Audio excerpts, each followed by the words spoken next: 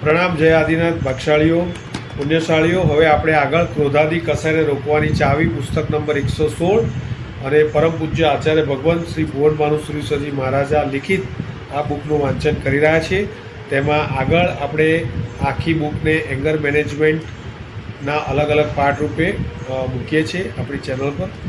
તો આગળનો ટૉપિક છે આ એપિસોડમાં હિંસા ક્યાં ક્યાં છે છતાંય ધર્મ, આવો એક સવાલ છે। તેના જવાબમાં આચાર્ય ભગવાન સમજાવે છે, અજ્ઞાન અસર્વજ્ઞ તો બિચારો એટલું લઈ બેઠો હોય કે હિંસા એ અધર્મ અને અહિંસા એ ધર્મ। પરમાત્માની પૂજામાં જલ પુષ્પ આદિની હિંસા થાય છે, માટે એવી પૂજા એ અધર્મ। આવું લઈ બેઠેલાને પ્રત્યક્ષ ક્યાં દેખાય છે કે પરમાત્માની એવી પૂજા કરવામાં કર્મ પર કેટલી સુંદર સારી અસર પડે છે। પછી એને બિચારાને પૂછો, ભગવાનની હયાતીના કાળમાં ભગવાન જ્યાં પધાર્યા ત્યાં રાજા મહારાજાએ જે ભારે સમારંભથી સ્વાગત કર્યા, એમ રાજા શેઠ સાવકારો ઠાઠથી પ્રભુને વંદન કરવા ગયા, એ બધાને શું અધર્મ કહેશો? એમ શ્રાવક વરસતા વરસાદમાં સાધુને બાંધવા કે વ્યાખ્યાન સાંભળવા જાય, એણે શું અધર્મ કર્યો? સાધુ પણ વિહારમાં નદી ઉતરે, શું એના પર પણ અધર્મનો સિક્કો લગાવશો? મૂળમાં સર્વજ્ઞ પ્રત્યક્ષ જોઈ મુખ્ય અહિંસાને ધર્મ પણ ક્યાંક હિંસાને ધર્મ કયો હોય તે માનવું નથી। એટલે પોતાને ફળ અસર પ્રત્યક્ષ ન દેખાવા છતાં ધર્મ અધર્મનું સ્વરૂપ કહેવા બેસવું છે। એટલે એમાં ભળતી જ વાતો આવે, ઉલટું જ સ્વરૂપ આવે, પણ મિથ્યાત્વનો નશો એ જ પકડી રખાવે છે। પછી ભલે એક બાજુ તો સર્વજ્ઞ જીનની આજ્ઞા ભાંગવાનું ઊભું થાય અને બીજી બાજુ પોતાને જ બીજી પ્રવૃત્તિ અંગે લોચા વાળવા પડે। મિથ્યાત્વનો કેફ આની પરવા નથી રાખવા દેતો। ખરી વાત આ કે સર્વજ્ઞ જીનેશ્વર ભગવાન કઈ અહિંસા હિંસા આદિમાં ધર્મ કે અધર્મ એનું ફળ પ્રત્યક્ષ જોઈ શકે છે। તેથી એ જોયા પ્રમાણે ઉપદેશે એના ઉપર જ ધર્મ અધર્મનું માપ રખાય। માટે જીન વચન એ જ પ્રમાણ, જીનાજ્ઞા એ જ ધર્મ, એ જીનાજ્ઞા જેને ત્યાજ્ય કહે એનો ત્યાગ એ ધર્મ, એ જેને આદરણીય બતાવે એનો આદર એ ધર્મ। આમ જીનાજ્ઞા એ જ શુદ્ધ ધર્મ, એ જ શ્રેષ્ઠ ધર્મ। જીનાજ્ઞાને છોડીને શું કે જીનાજ્ઞાથી વધીને શું કોઈ ધર્મ નથી। આપણને જીનાજ્ઞા પાળવાની મળે એમાં આપણો પરમ ભાગ્યોદય છે। આ સમજનાર તો વિચાર, વાણી, વર્તાવમાં બધે જ યથાશક્ય જીનાજ્ઞા પાલનને શોધી ગોઠવતો હોય। એટલે ક્રોધને અટકાવી ક્ષમા રાખવામાં પણ જીનાજ્ઞા પાલન કરી ધન્ય બનવાનું સહેજે માને। બસ ક્રોધને અટકાવનારી અનેક વિચારણાઓમાં એક વિચારણા થઈ કે એથી જીનાજ્ઞા પાલનનો સુંદર લાભ મળે છે। હવે 14 નંબરનો ટૉપિક એમાં આગળ ક્રોધને અટકાવવા વળી આ એક વિચાર છે કે મનમાં એ લાવવું કે મને જે બળ મળ્યું છે તે બહારનાને હંફાવવા દબાવવા નહીં, પણ આ ક્રોધ આદિ જાલિમ આંતરશત્રુને દબાવવા માટે મળ્યું છે તો એને જ દબાવો। મહાવીર ભગવાન પર હલકા જીવોએ ઘોર ઉપદ્રવ કર્યા, તો શું પ્રભુ પાસે ક્રોધ દેખાડવા બળ નહોતું? કેમ એમણે એ દેખાડવાનું ન કર્યું? કહો, બળ તો એ જીવો કરતાં અનંત ગણું હતું, પરંતુ એનો ઉપયોગ અંદરના ક્રોધને જ દબાવવામાં કરવો હતો, બહારના એ ઉપદ્રવકારી જીવોને દબાવવામાં નહીં। બહારનાને દબાવી જઈશું તો અંદરનાને દબાવવાનું ક્યારે? જો આ ખ્યાલ ન રાખીએ અને મોકે ક્રોધ કરે જઈએ તો પછી એને દબાવવાનું ક્યારે કરીશું? કયો એવો જન્મ મળશે કે જ્યાં ક્રોધ કરાવનાર તત્વ નહીં હોય? બધે જ રહેવાના અને બધે જ એમ બહારનાને દબાવવા ક્રોધ કરે જ જવાના। તેથી ભવભ્રમણ અખંડ ચાલવાનું। માટે બળનો ઉપયોગ ક્રોધ કરી દુઃખ આપત્તિને ટાળવામાં કરવા કરતાં એ દુઃખ આપત્તિને સહી લેવામાં અને ક્રોધને દબાવી દેવામાં કરવા જેવો છે। એ માટે આ વિચારતા રહેવાનું કે અહીં મને મળેલું બળ એક અનેરી બક્ષિસ છે, મહાપવિત્ર છે, એનો ઉપયોગ અંતરના ક્રોધ આદિને દબાવવામાં કરી જાઓ। માનશો નહીં કે એમ માત્ર અંતરના ક્રોધને દબાવવામાં બળ ખર્ચીએ અને બહારનાને દબાવવામાં નહીં, તો પછી બહારનાઓ આપણા પર ચડી જ બેસે ને? આવું માનવાની જરૂર નથી। કેમ કે બહારનાઓ આપણને અનુકૂળ વર્તે કે પ્રતિકૂળ એવો મુખ્ય આધાર આપણા શુભ અશુભ કર્મો પર છે. તેથી જો અશુભ કર્મો ઉદયમાં હશે તો ક્રોધ કરવા છતાં સામો પ્રતિકૂળ વધશે અને ક્રોધ કરેલો માથે પડશે. ત્યારે ક્રોધ દબાવી ખમી ખાવામાં કદાચ આપણા અશુભના ઉદય સામો દબાવી જશે તો પણ ક્રોધને દબાવ્યાથી આપણને અનેરો લાભ થશે. એવું એક પુણ્ય તેજ પ્રગટશે જેનો અજબ પ્રભાવ પડશે. ખમી ખાવા પર વર્તમાનનો દાખલો જુઓ. પૂજ્ય ગુરુદેવ આચાર્ય ભગવાન શ્રી વિજય પ્રેમ સુરીશ્વરજી મહારાજે તેવા પ્રસંગમાં ક્રોધને દબાવી ખમી ખાવામાં પોતાનું બળ ખર્ચ્યું. ત્યાં સામાએ ચડબડવાનું પણ કર્યું, છતાં ગુરુદેવની ક્ષમા ઝળકતી રહી. શું બગડ્યું? સરવાળે એવો શ્રીના જીવનને કેવું માનો છો? યશસ્વી કે કંગાળ? યશસ્વી શું, મહાયશસ્વી ને? એનું કારણ આ કે પવિત્ર સંયમ સાથે આ ક્રોધના નિગ્રહ અને સહિષ્ણુતાથી એવો શ્રીનું પુણ્ય તેજ વધતું ચાલ્યું. એમાં પછી ભૂલ કરનારા પણ આકર્ષાઈ ગયા અને જનતાનાય આકર્ષણ વધ્યા. પૂજ્યશ્રીનો યશ ભારતમાં ચારે દિશામાં પ્રસરી ગયો. તે એવો કે એવો શ્રીના અનેકવિધ સંયમ આદિ ગુણો પૈકી આ એક જબરજસ્ત ગુણ હતો કે 68 વર્ષના ચારિત્ર કાળમાં એવો શ્રીએ પોતાના બળને અંતરના ક્રોધ કસાયને શાંત રાખવામાં ખૂબ જ વાપર્યું છે. આપણે પણ ક્રોધ કસાયને દબાવવા આ વિચાર્યા કરવાનું કે મારે મારા કિંમતી બળને બીજાઓને દબાવમાં વેડફી નથી નાખવું. એને હું ક્રોધાદી કસાયને એ કસાઈ મારા આત્માને દબાવમાં ખર્ચી સફળ કરી એના મહાફળ નિપજાવીશ. મનનું વલણ જ આવું બની જાય. 15મું ચેપ્ટર. ક્રોધ વગેરે કસાયને અટકાવવા માટે વળી એક વિચાર આ કરાય કે મારે મોક્ષે જવાની ઉતાવળ છે અને કસાયના ત્યાગ વિના મોક્ષે જવાતું નથી. તેથી જો ક્રોધ આદિ કરું તો એટલો સંસાર લંબાવવાથી મોક્ષ પ્રાપ્તિમાં વિલંબ થવાનો. કેમ કે કસાયથી 1 કર્મ બંધાય, તેમજ 2 કસાયના નવા સંસ્કાર વધે. પછી બંધાયેલા કર્મને ભોગવવા સંસારમાં રહેવું પડે, તેમજ એ સંસ્કારથી ફરીથી કસાયને જાગવાને અવસર મળે. એ બધું સંસાર લંબાવનારું બને. મારે જો મોક્ષ પામવાની એટલે કે સંસારે સમાપ્ત કરવાની ઉતાવળ છે તો શા માટે ક્રોધ વગેરે કસાય સેવી સંસાર લંબાવવું? આ પણ વિચાર મહત્વનો છે. પહેલાં એ નક્કી કરવા જેવું છે કે મોક્ષ પામવાની ઉતાવળ છે ખરી? અલબત્ત મોક્ષ જોઈએ છે, મોક્ષની ઈચ્છા છે. એવો પ્રશ્ન આવે ત્યાં તો હજી હા કહી દઈએ છીએ, પરંતુ ઉતાવળનો સવાલ આવે કે મોક્ષે જવાની ઉતાવળ છે, ત્યાં જવાબમાં જીભ અટકી પડે છે. કેમ કે મોક્ષ પામવાનો એટલે તો કાયા કંચન કુટુંબ ખાનપાન વિષયો વગેરે બધું જ છૂટી જવાનું ને એ એકાએક એકદમ જ છૂટી જાય એવી વાત પર તો જીવને મૂંઝવણ જેવું લાગે છે. ત્યારે ખરી રીતે જો મોક્ષની ઈચ્છા જ છે તો તેની ઉતાવળ શું કામ ન હોય? મોક્ષ શા માટે જોઈએ છે એ વિચારો છો ખરા? જો એ વિચારવામાં આવે તો સંસારને એક પણ ક્ષણ પણ રાખવાનું મન ન રહે. કેમ કે એમાં તો દેખાય કે સંસારમાં તો મહાવિટંબણાઓ છે, એને શું કામ ક્ષણ પણ નભાવી? ત્યારે એ જોઈએ કે હવે આ સંસારમાં કેવી કેવી વિટંબણાઓ છે તે ગુરુજી આપણને બતાવે છે. 1. સંસારમાં મોટી વિટંબણા જન્મ મરણમાં ઘૂમવું પડે છે. જન્મની પાછળ તો અનેક ક્લેશ કષ્ટ દુઃખ ચિંતાઓ ઊભી થાય છે. એવા જન્મ એ વિટંબણા નહીં. મરણની બિલકુલ ઈચ્છા નથી છતાં મરવું જ પડે. કહે છે કે મરણની બિલકુલ ઈચ્છા નથી છતાં મરવું જ પડે એ વિટંબણા નથી. જન્મ મરણની પરંપરા ચાલે તેમાં હલકી યોનિઓમાં પણ જન્મ મળે એ પણ જીવની વિટંબણા જ છે. 2. વળી સંસારમાં કર્મની શિરજોરી કે સારાની ઘણી ઈચ્છા અને નરસાની તદ્દન અનિચ્છા હોવા છતાં કર્મની શિરજોરીથી જીવને સારું ન મળે અને નરસું લમણે લાગે એ જીવની વિટંબણા છે. 3. સંસારમાં પાપ કરવા પડે છે તેમજ બીજાને પાપ કરવામાં તથા દુઃખ પામવામાં નિમિત્ત થવું પડે છે એ વિટંબણા જ છે ને. ગૃહસ્થને દુકાન, ચૂલો ઓલો, કાયાના જતન, પરિવાર પાલન વગેરેમાં કેટલાય પ્રાણાતિપાત વગેરે પાપ કરવા પડે છે અને બીજાના એવા પાપમાં નિમિત્ત પણ બનવું પડે છે.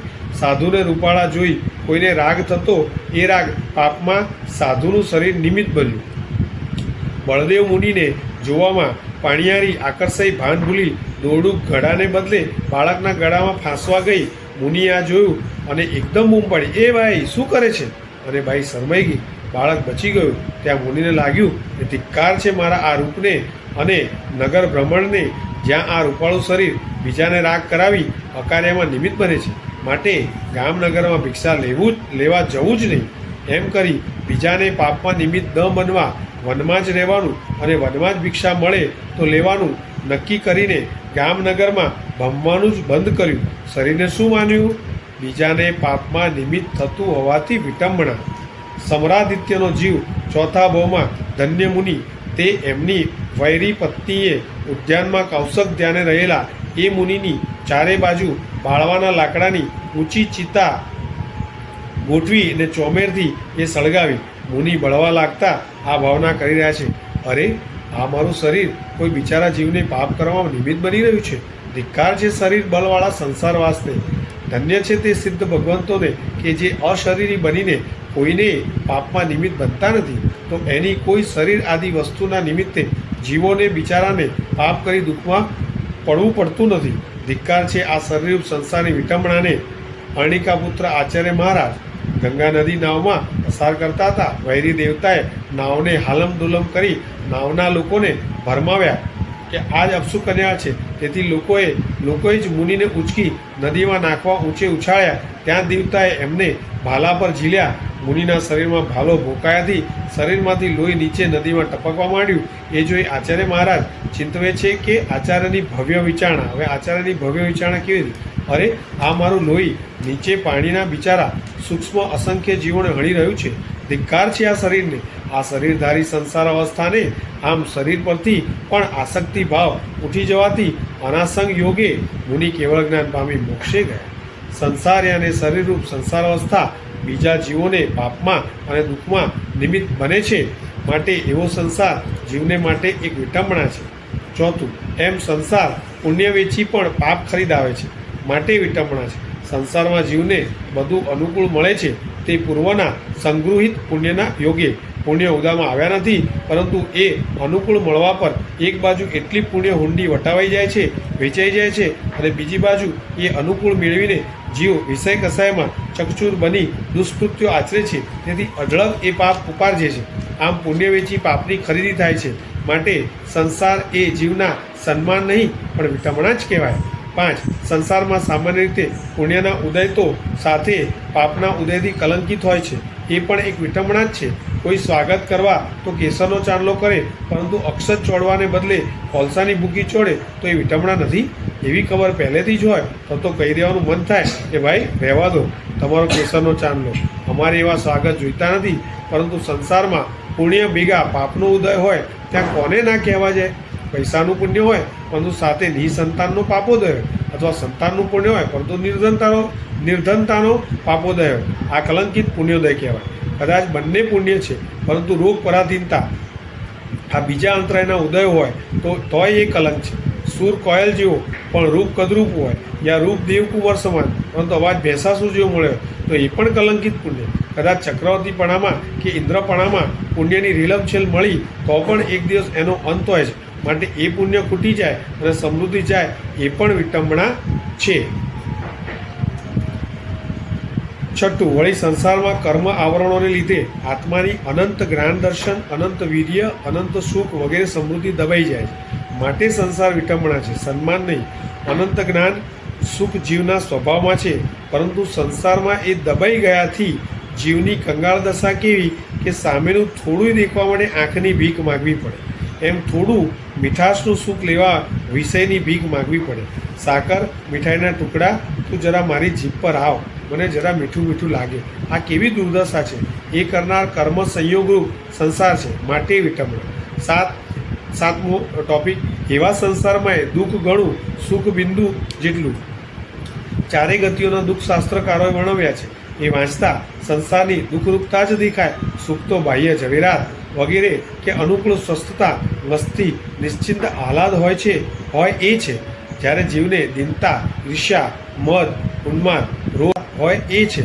જ્યારે જીવને દીનતા, ઈર્ષ્યા, મદ, ઉન્માદ, રોષ, શોક, ઉદ્વેગ, ચિંતા વગેરે સ્મરણ કે વિચાર માત્રથી એવા પીડતા રહે છે કે શાંતિ વગેરે તો ક્યાંય ગુમ થઈ જાય.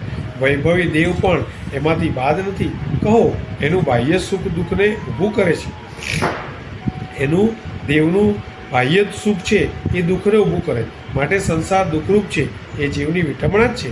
અને 8, સંસારમાં કર્મની પરાધીનતા છે, મોટી વિટંબણા છે.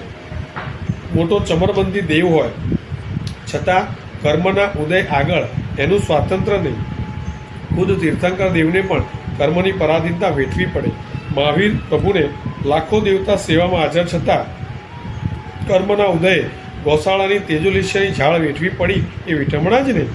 એમ પ્રભુને અંતે ઇન્દ્રે જીવન દોરી 2 ઘડી લંબા વિનંતી કરી તો પ્રભુએ ના કહેતા કહ્યું કે એ તો આયુષ્ય કર્મ અધીન છે ને અમારે હવે એ ભોગવાઈને પૂર્ણ થયું છે, તેથી જીવન દોરી વધારી શકાય નહીં. આ શું? સંસારમાં કર્મની પરાધીનતા કે જીવ આયુષ્ય કર્મથી વધારે જીવી શકે નહીં. આમ સંસાર છે ત્યાં સુધી જો કર્મની ગુલામી છે તો એ સંસાર વિટંબણા જ છે. 9, સંસારમાં અનેક પ્રકારની ઉપાધિ વળગે છે. સ્વાર્થિયા સગા સ્નેહી મળે છે, શરીર ધન યૌવન આદિ નાશવંત મળે છે અને એના કારણે વિવિધ આધિ યાને ચિંતા રહે છે. આધિ એટલે ચિંતા. એથી સુખ દુઃખ મિશ્રિત બને છે. એ અસલમાં નિર્ભેળ અનંત સુખના માલિક જીવને માટે વિટંબણા નથી તો બીજું શું છે? 10, સંસાર અને ઘરવાસમાં નિર્દોષ સ્થાવરકાય જીવોનો સંહાર કરવો પડે છે. વનસ્પતિ, અગ્નિ, પાણી વગેરેના અસંખ્ય જીવોનો સંહાર કરવો પડે છે. એ તથા 17 પાપ સ્થાનક સેવા પડે છે. એ પણ સમજૂને વિટંબણા જ લાગે છે. તેથી એ વહેલામાં વહેલી તકે એથી છૂટવા ઈચ્છે છે.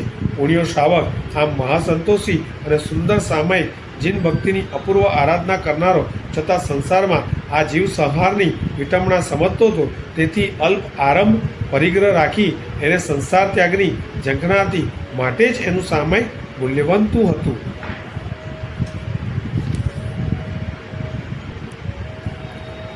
અગિયાર, સંસારની ઉપાધિઓ એવી કે વહાલા દેવગુરુની સેવા મુકાવી એને વેઠ કરવી પડે છે. દેવાધિદેવ અને ત્યાગી ગુરુના ભક્તને શું આ વિટંબણા ન લાગે કે મારે પરમાત્મા અને ગુરુને મૂકી ધંધો, બૈરી છોકરા અને કાયાની પલેવણમાં અમૂલ્ય માનવ સમય, શક્તિને પુણ્ય વેડફી નાખવા પડે?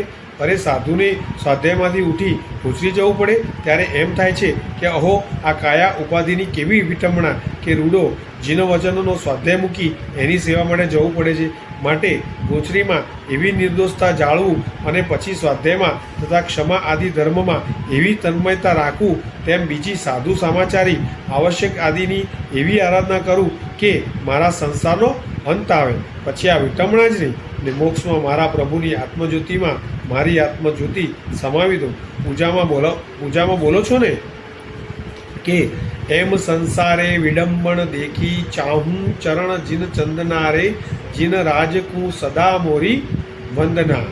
આ તો મોટી મોટી ગણતરી કરી, બાકી અલગ અલગ બાબતો જોતા સંસારની વિટંબણાઓ પાર વિનાની દેખાય. તેથી જ જીવને સંસારથી જટ છૂટી મોક્ષે જવાની ઉતાવળ હોય, જેથી પછી કોઈ વિટંબણા જ નહીં. સીતાજીને પતિ રામ વડે વનમાં તરછોડાવવાનું આવ્યા પછી જ્યારે પોતાના 2 દીકરા લવણ અને અંકુશે રામ લક્ષ્મણને લડાઈ આપી ને રામ લક્ષ્મણ તેમને જીતી શક્યા નહીં, તેમજ સીતાજીએ અગ્નિ પ્રવેશનું દિવ્ય કરી બતાવ્યું ત્યારે એમનો ભારે જય જયકાર થયો. હવે અતિ માનભેર રહેવાનું આવ્યું ત્યારે ન રહેતા એમણે ચારિત્રમાર્ગ કેમ લીધો? આવી કોઈ વિટંબણા જોઈએ છે ને